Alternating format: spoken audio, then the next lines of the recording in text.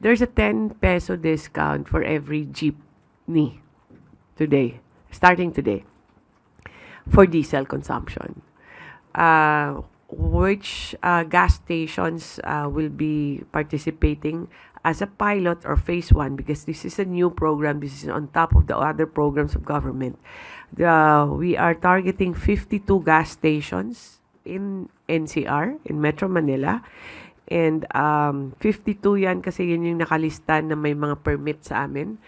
And so far, there are 33 na-enroll na.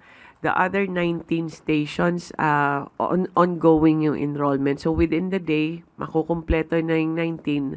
O kung meron man kayong mapuntahan na gas station na hindi nag-o-offer, dahil ayaw nilang sumama sa discounting. Just a brief mechanics and guidelines dito sa 10 pesos per liter na discount po natin. Ang kasama po dito, ang kalahok po dito, since this is only for diesel po, no, na subsidiya, una po sa LTFRB po, yung sinasabi nating legitimate operators and drivers po na pampublikong jeepney, modern and traditional. Kasama din po ang UV Express, modern and traditional. Ang gagawin po ng LTFRB, they're going to submit a white list po. Ibig sabihin, listahan po ng mga lehitimong operators sa land bank.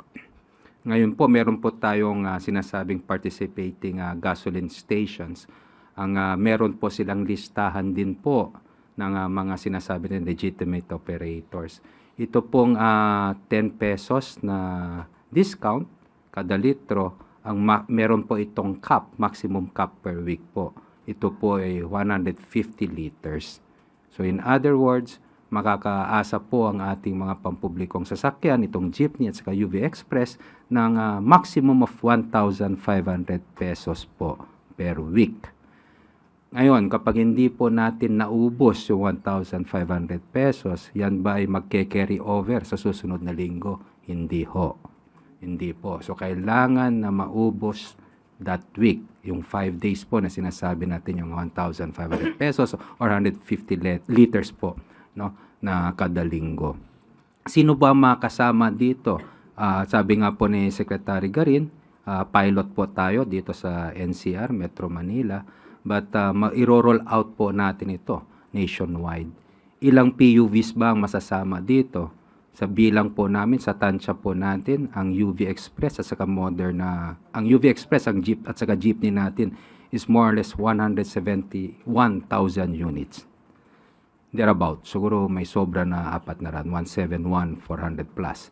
Dito naman po sa Metro Manila, kung saan magpapilot po tayo ng programang ito, ay around 33,000 units.